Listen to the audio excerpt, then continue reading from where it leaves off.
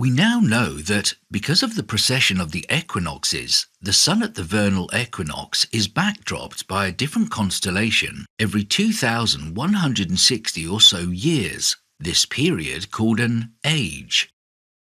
We have also discussed how the cycle of this precession is the Great Year or the Platonic Year of approximately 25,920 years.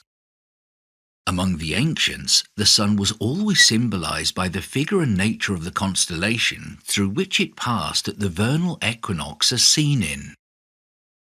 Currently, the Sun at the vernal equinox is between Pisces and Aquarius, after being in Pisces for around 2,000 years.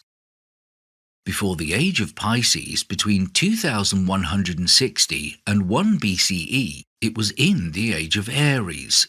Prior to that, between 4320 and 2160 BCE, it was in the sign of Taurus. The Sun of ancient Egyptian civilization was thus in Taurus at the vernal equinox, which we find reflected in their mythology. Taurus was associated with the bull called Apis and was considered sacred to the sun god Ra, who was therefore worshipped through the animal equivalent of the celestial sign which he had impregnated with his presence at the time of its crossing into the northern hemisphere. This was the age of Taurus, which lasted 2,160 years. Next, the Sun moved into Aries. This was the age of Abraham and Moses. When Abraham was about to sacrifice his son Isaac in the Bible, or Ismail in the Qur'an, to God, his son was replaced by a lamb, a sign that Abraham's time was the age of Aries. The transition from the age of Taurus the bull to the age of Aries the ram appears to be symbolized in story of Moses and the golden calf. When Moses went up into biblical Mount Sinai to receive the 10 Commandments, he left the Israelites for 40 days and 40 nights. The Israelites feared that he would not return and demanded that his brother Aaron make them gods to go before them. Aaron gathered up the Israelites' golden earrings and ornaments, and from them made a molten calf. Moses went down from the mountain, but upon seeing the calf became angry.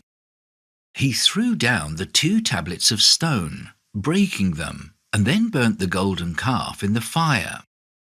That was the sign of the end of the age of Taurus, symbolized by the destruction of the golden calf, and the beginning of the age of Aries, symbolized by Moses himself. Notably, in the famous statue of Moses by the Italian sculptor Michelangelo, he was depicted with horns. Michelangelo's depiction of Moses with horns perplexes many of its onlookers. One explanation is that it is based on a mistranslation of a Hebrew word that describes Moses as having rays of light emanating from his head. However, it seems more likely that Michelangelo put them there deliberately to express that Moses marked the beginning of the age of Aries. After all, his was a mind attuned to the subtleties of biblical symbolism, and not likely to have easily mistranslated or misinterpreted scripture. In fact, Michelangelo, along with several other famous artists in his time, belonged to the Florentine Platonic Academy, which was headed by the famous Neoplatonist Marsilio Ficino. The work of the Academy was very often encoded with symbols that possessed deeper meanings, with this particular sculpture most likely being an example. After the end of the age of Aries came the age of Pisces, from 1 to 2160 CE, the age of Christianity. The New Testament abounds with symbolism relating to water, including baptism and the fact that his disciples were mostly fishermen. Jesus is said to have walked on water, washed the feet of the disciples, and fed the 5,000 with 2 fishes. The age of Pisces is symbolized by a fish.